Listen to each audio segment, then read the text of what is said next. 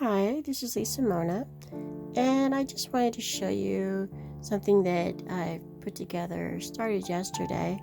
And what I've done is that, I don't know about you, but when you're looking for a particular color in your collection, I always seem to have to look so much around. So what I decided to do is cut out these little 1-inch squares and color them the color of all of my paints in my collection. And what I've done, because I've done is I've put the name behind it. So now you know exactly where to look for it.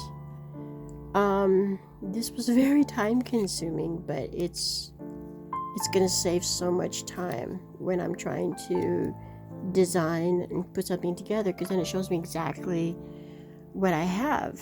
And so I just figured I'd show you my artist life hacks. And so what I've done is I've put all my colors together. So when I'm looking for something, I can go to the blue pile, to the browns, and when I'm going to see if a particular color will go with another color, I just pull out the swatches.